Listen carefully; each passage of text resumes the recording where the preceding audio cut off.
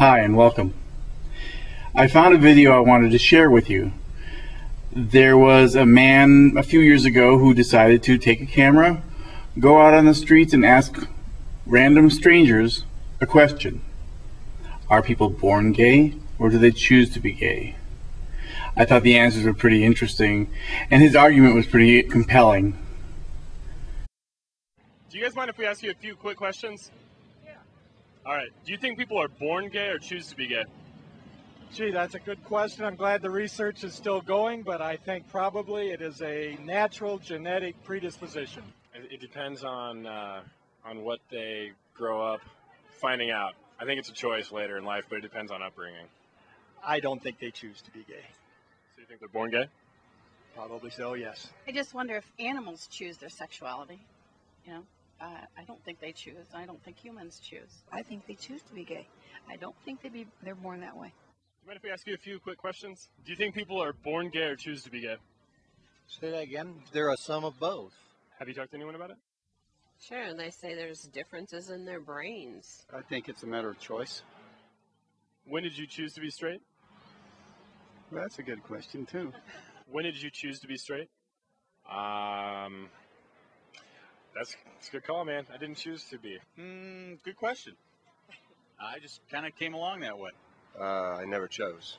That's just I don't know. I don't know how to answer that question. When did I choose? I don't know if it was a choice for me. It just was born that way. Do you think it's the same for gay people? I think so, probably. Yeah, I do. I never thought about it. I really didn't. I am who I am. Do you think it's the same for gay people? Maybe that's true. So what do you think? Are people born gay or do they choose to be gay? And don't tell me what you believe or what some book tells you. What do you know? Do you know any gay people? How are they? Are they as normal as everybody else? Do we want the very same things you want? Life, liberty, the pursuit of happiness? That's what's really important. A little more recently, the state of California decided that teaching their kids about history in their public schools should include the contributions of the LGBT community. But of course, the right had a few things to say about it. Moving over to the West Coast, California's legislature has sent a bill to Democratic Governor Jerry Brown that would make it the first state mandating gay history in public schools curriculum. It adds lesbian, gay, bisexual, and transgender people to the list of groups that must be included in social studies lessons. It also prohibits material that reflects adversely on gays. One opponent calls it sexual brainwashing. For a segment tonight, a California senator is proposing a new law in that state that would force schools to teach children about gay icons, even as Jimmy Carter is saying this. Well, I think the entire population of America has come tremendous strides forward in dealing with the issue of gays. And I would say that the answer is yes. I don't know about next election, but I think in the near future. If you missed that, there was an internet thing and the question posed was, will there be a gay president anytime soon? And Mr. Carter thinks it will be. Here now, Culture Warriors from Sanford, Connecticut, Fox and Friends co-anchor Gretchen Carlson here in the studio, Fox News contributor Margaret Hoover. All right, Hoover, what disturbs me here is that under the guise of anti-bullying, which absolutely you have to have. I mean, you know, kids who are effeminate, boys who are effeminate, get worked over, and we've got to protect them. We, the public, teachers, everybody. We all understand it. But now they're saying, you know what? We got to identify people who are homosexuals to school children, and we got to talk about that. No, Hoover. It's not just that, Bill. They're doing three things to the law in California. This is what it proposes. It proposes to include the role and contributions of LGBT Americans in educational materials, their historical value, what they've contributed. It adds them as a under-respected cultural and ethnic group that is among the many that are already listed in the California educational requirements. And it does one other thing. It adds sexual orientation to the state's existing anti-discrimination protections. Okay, I don't mind a protection on that, but I don't want a third or fourth grader to say, you know, well, gay, what does that mean? I don't think that should be introduced. What say you, Carlson? I'm all for honoring the accomplishments of gay, lesbian, bisexual, and transgender people, which is what that stands for. But let's face it, I'm with you on this, O'Reilly. Why do we need to put it in the textbooks? Because here's the problem that I have with it. I'm not so sure that putting it in the textbooks and honoring these people leads to less bullying. Where's the research that shows that? My daughter has been bullied at school, so yeah, there isn't any what would be the research but that would it's stop a that? building Well, up of tolerance. That's what they're trying to say. If you make it tolerant, if you say, well, here's a hero who is gay, then people might not bully. It's theoretical. Go ahead. Here's the problem I have with it. The problem, because you know I'm in favor of gay rights. The problem I have with it is that the educational movement in the state of California for the last 30 years has been hijacked by special interests trying to push their agenda. That's exactly what it is. And the educational curriculum fight has become a proxy war for the culture wars that adults are fighting out in the classroom. This isn't about. Right. Here's the thing. The reality is, in America, our story is about expanding individual liberties and freedoms to previously disenfranchised groups of minorities. So the story of gay rights and the gay rights movement is part of the American story. Stop. However, No. I would not put. Yeah, but Bill, Hold it. Stop. This isn't a telethon here. I have a very short period of time. This isn't. If somebody was gay, all right, and that played into their role in history, I have no problem with that. If Cochise were gay and he got shot in the head because he was on a date, okay, all right. But this doesn't have anything to do with history. So I resent this. Now, I'm going to tell the audience there was a gay president already, Jimmy Carter. I'm not going to tell you who it is. You should know. But that's true. Absolutely true. All right, now. I found two other reports on the gay history controversy. One by a San Diego station, and another from Channel 1, which is a network that broadcasts directly to high school students in their classrooms around the country. Joining us, I'm Jim Patton. The required study of gay history in California public schools is getting support tonight from the state Senate. In a 23-14 vote, the lawmakers want to make gay history part of the social studies curriculum. Our Antonio Castellan joins us live at San Diego School District headquarters with reaction. Antonio?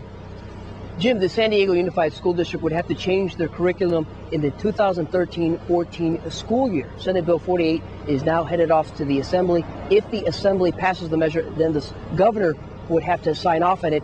If this were to be implemented, California would be the first state to implement gay history in their classrooms. Questions on the history of Harvey Milk, a well-known gay activist, could be showing up on public school pop quizzes across the state. Fair-minded Californians across the state are excited. Sean Travers with the San Diego LGBT sees Senate Bill 48's passage as an important step in education. It's really important that we represent all of California, and that includes the lesbian, gay, bisexual, and transgender community, our people, and our history. No way. Parent Chris Espinosa doesn't see the teaching of gay history idea. I just think that from the biblical standpoint that God made female and male. He made Adam and Eve. He didn't make, Adam and Steve. Republican State Senator Doug LaMalfa of Butte opposes the bill, releasing the following statement. I'm deeply troubled at a very, very early age when many of us are teaching abstinence. What is sexuality? The passage of this bill is going to help create safer schools and reduce bullying, because when we know more about the students, our peers, our community. Espinosa has a message for his children if gay history is taught in their schools. They're teaching that, it's wrong. Don't believe it.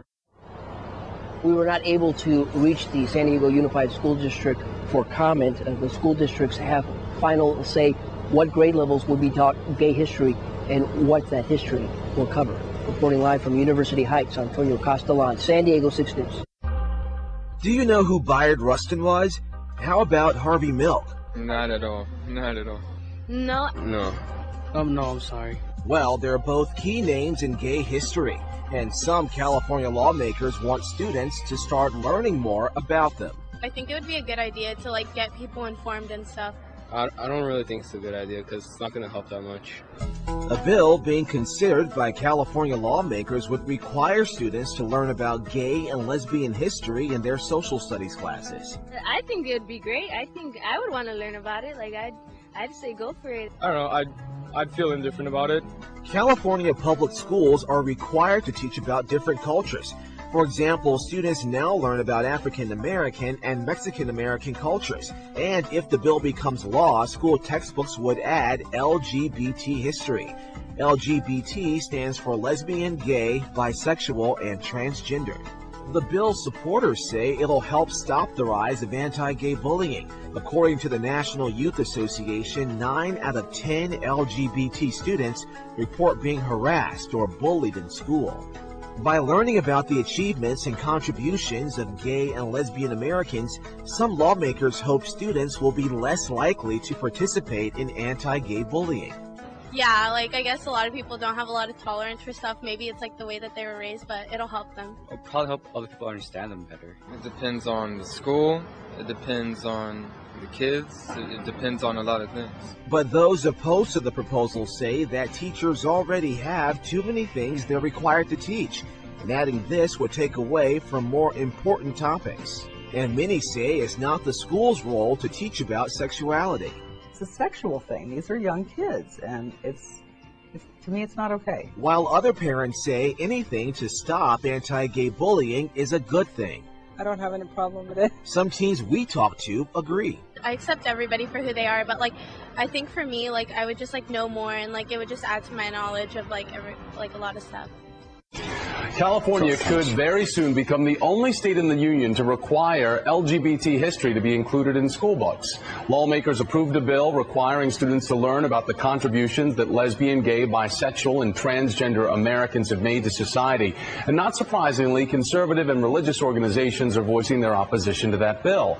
State Senator Mark Leno is a Democrat from the San Francisco area and the man who introduced that bill, and he joins us today. Sir, good to have you on with us. I appreciate your time. Thank you, Thomas. Good to be with you. You've said prior that excluding LGBT Americans from textbooks is effectively selectively censoring history. Explain what you mean by that. Sure. In fact, we are currently censoring a very important chapter of civil rights history from our school books and our curriculum. We already in state code require that the contributions and role of African Americans, Mexican Americans, Asian Americans, European Americans, Native Americans already be included in our curriculum. All this bill does is add LGBT Americans. And teaching the broad diversity of the human experience can only be beneficial to students. Not only beneficial to the LGBT students who will feel greater self-esteem and self-respect, but also for the straight student who senses and recognizes that the kid at the next desk seems different, doesn't understand what that difference is, but needs to know that that student is a part of a community historically demonized and discriminated against, and a community which has been fighting recently successfully for its civil rights, full inclusion in society, and treated equally under the law. That's an important chapter of history for kids to better understand who they are. There are certain people, opponents to your bill of this said legislature, saying that you shouldn't micromanage school instruction. What's your reaction to that opinion? Because you have to imagine that there's going to be certain pushback from people who would disagree with doing something like this. We recognize that this might be a sensitive subject for some folks, but again, we already include all of these different chapters. We rightfully require that students learn that there was an African American man who, by the name of Dr. Martin Luther King, who bravely fought for everyone's civil rights and was assassinated for his efforts. But there was also a gay American man by the name of Harvey Milk, who also bravely fought for everyone's civil rights and was also assassinated for his efforts. It makes no sense that we would teach one and not the other. And again, in the context of an ever-growing and serious phenomenon of brutal bullying on school campuses, which have led to multiple suicides of 12 and 13-year-old kids who can't take the pain anymore, that this is important that we better inform our students. In fact, in Ventura County, California, just 2 years ago, there was a 12-year-old boy in his 6th grade class shot dead by a fellow 12-year-old, and when the teacher asked the assailant, "Why did you do this?" he said that his classmate was too girly. We're failing our students when they think that because someone is different from how they see the world, that that person is okay to murder. We need to better educate our students of the fact of the differences among us. I think the Governor Brown is going to sign this? You know, I make a habit of not speaking for the governor, but I'm hopeful he will receive it with an open mind and an open heart. All right. Well, we will continue to follow this story. State Senator Mark Leno, thanks for joining us today. Appreciate your time. Thank you, Thomas. You bet. Okay, this next video had me confused. And it's a discussion I know we need to have, and we've had it in society a long time. It discusses the importance of gender and gender roles. Back in January, there were a couple in Canada who had a child. It's their third child.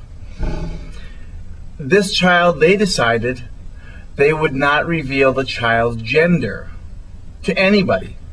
Not even the child's grandparents. Their own parents don't even know what this child's gender is. They're trying to raise this child free of gender stereotypes and gender bias. They have two other children. One, I believe it's one male and one female, but they both have very gender-neutral names. They're very specific about that. ABC did a piece on it, and I want to show you that video. But I'm not sure how I even feel about this, whether it's a good thing or a bad thing. Watch the video and help me figure this out. The Canadian couple who sparked a firestorm of controversy because they are keeping their 4-month-old baby's gender a secret after a week of heated debate over their decision to raise a genderless child. The parents are fighting back. Lindsay Davis is here at the story. A genderless child? Very interesting story. Good morning to Bianna. Kathy Witterick, Baby Storm's mother, has become defiant in the face of criticism. When we reached out to her and her husband for comment, we received an email from the mom who said, among other things, that the idea that the whole world must know what's between our baby's legs is unhealthy, unsafe, and voyeuristic.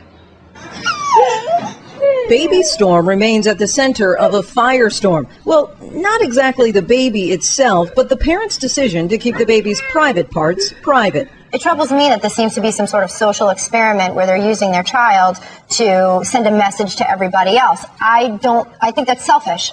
Hundreds of people have sounded off online, posting things like, "I feel so sorry for this baby having such stupid parents," and "This little kid is being treated as a lab rat undergoing experiments." It all started when the Canadian couple told friends the baby's gender is not only none of the world's business, but that they're also not in a rush to reveal the child's identity to the child. Instead, their hope is that Storm will formulate his or her own definition of gender roles instead of the roles often pushed onto children by society. They called it then and choice in a place of limitation. Now they're blasting back at critics. In a letter to ABC News, Storm's mother, Kathy Witterick, said the strong, lightning-fast, vitriolic response was a shock, and she proceeded to defend their position. It is demonstrated in research and the day-to-day world that gender stereotyping causes suffering to both men and women, she said. She then went on to offer her 2- and 5-year-old sons as proof that children don't need sex taught to them in order to feel safe in the world. Both have been encouraged to shun gender norms. Jazz, for example, has long hair that he sometimes likes to wear in pigtails.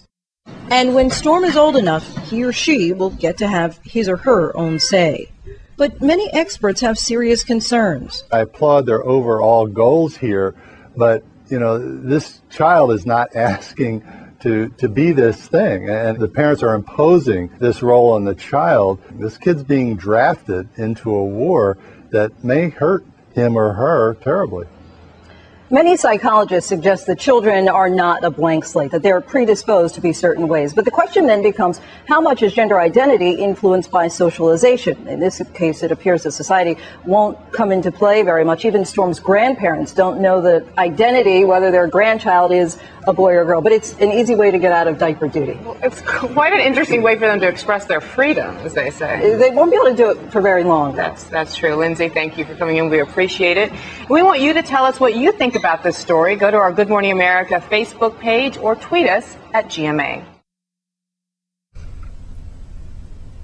Okay, so I was a little mistaken. They have 2 sons. But I also remember reading in a few articles on the subject that their son Jazz, who wears the pigtails, was having some difficulties adjusting to school.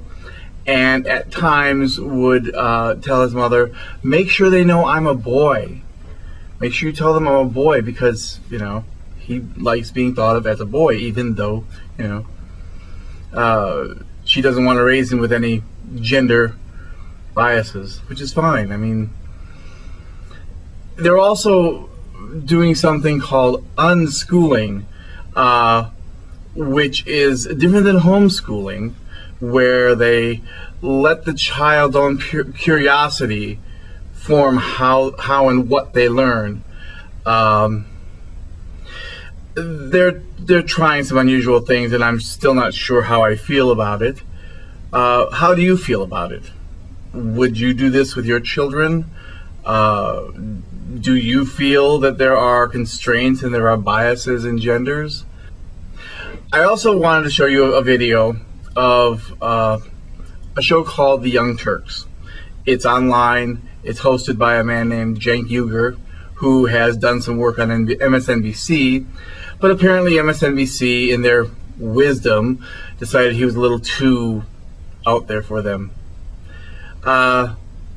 This is a story about Sao Paulo, Brazil. It's a great haven for gay pride festivals. Brazil and in general, Rio has Carnival every year, and it's a very flamboyant celebration. Well, some people don't find it so fun to be in Sao Paulo during gay pride, and Cenk decided to talk about the issue a little bit. Sao Paulo, Brazil might have something known as a heterosexual Pride Day, and they're doing this in response to Homosexual Pride Day, and it's a huge event that they have every year with nearly 3 million participants. It's a big deal, and they shut down one of the main roads in the city, right? For Homosexual Pride Day. For Homosexual Pride Day. Well, there's a heterosexual gentleman who claims he doesn't hate gay people, right? Mm-hmm. But he says that it's important for heterosexuals to have their day as well. It's a great day to really look at or safeguard morals and good customs. Oh, yeah. Come on. As opposed to what kind of customs, yeah, right? Exactly. Right. And he's mad because it turns out that his church also has some sort of weird festival, right? Mm-hmm. And the city doesn't allow them to use that main street. But the city allows the homosexuals to use the main street for their parade. He's like, what the hell? But I'm pretty sure 3 million people, I'm sure 3 million people don't participate in your church festival. Exactly. So let's break this down. First of all, it's a matter of size. Size matters, right? And if your church has 3 million people, I guarantee you they'll shut down the main avenue for, you know, your parade. Second of all, look, he says, well, you know, if gays get to have their parade, why can't straight people have their parade? Because are by far the majority. I hope you would agree, right? And so the majority doesn't really need a parade. Like, for example, I'm straight. Why do I need to go on a straight parade? Like, who's got, like, what do you got, you know? Because you want to celebrate morality and customs. Like, I mean, anybody caught in a straight parade, I would question. You see what I'm saying? Like, who like grabs a flag and is like, I am straight, I am straight. I'm Marcus like, all right, Bachman. God, okay. Marcus Bachman is in the beginning of that parade, Right. like the very first person marching. Like, okay, we see you. Yeah. We see you, right?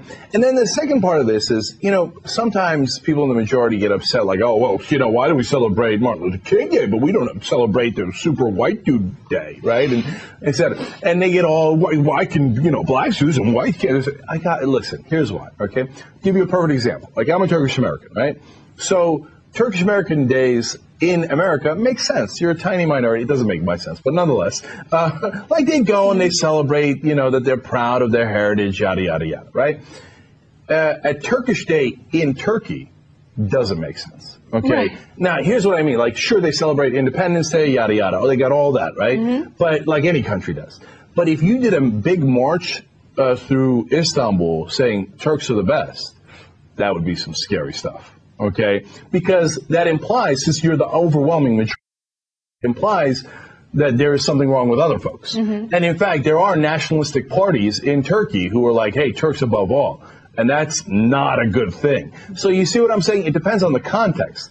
The context here is we're a small minority and we're proud of our heritage. The context in Turkey would be, let's go crush the small minorities. Right. Right? So that's why, have some common sense. And it's not just enough to say, oh, well, if the homosexuals get it, we should get it too, right? So calm down with your heterosexual pride. And if you're really proud of being heterosexual, go get laid. Okay? That's the best way to celebrate.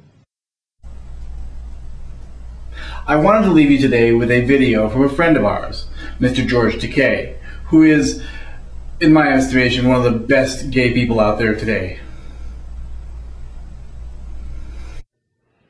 Hi, I'm George Takei. A bill recently approved by a Tennessee Senate committee would prohibit teachers in that state from discussing homosexuality in the classroom. The so-called Don't Say Gay law is premised on the misguided belief that by not talking about gay people, they can simply make us disappear. I'm here to tell Tennessee and all LGBT youth and teachers who would be affected by this law that I am here for you. In fact, I'm lending my name to the cause. Anytime you need to say the word gay, you can simply say Takei. For example, you could safely proclaim you are a supporter of Takei marriage. If you're in a more festive mood, you can march in a Takei pride parade. Even homophobic slurs don't seem as hurtful if someone says, "That is so Takei." And around the holidays you can sing, "Don we now our Takei apparel." Speaking of apparel, I've created a t-shirt. It's okay to be Takei. I hope you wear it proudly. We also have buttons, mouse pads, and mugs, all in time for Takei Pride Month, and all proceeds go to charity. Thank you. And as they say on the Flintstones, have a Takei old time. It's okay to be Takei. It's okay to be Takei. Takei, Takei, Takei. It's okay to be Takei. It's okay to be Takei. And I know you've all been missing Ray. I've been missing him too. And since I had a couple seconds extra, I thought I'd share with you a video we made back in May at the university. Apparently has you. All right, we are at the University of Arizona Library, where we were working on a project, and fortunately got right finished. Well, we had to grab everything because, as you can hear the sirens and you can see the flashing lights, guess what? Fire! And we actually smelled the smoke before it happened. This is insane. Flashing lights. And ringing bells. Yeah. All in a day's adventure of us. Oh, here we go. Here we are. Okay. Fire truck. You saved all this? I saved everything. It's cool. Yeah. Okay, we're going to turn this off because our project is so sizzling hot. It is. The library on fire. That's all I gotta say. This is a crazy night, but you know what? I mean, yeah, but we're worth it. This will show up on another episode. You know that. That's right. Bye-bye. Your eyes to me are precious stones on a face that's made of solid gold. When I hold your hand, I'm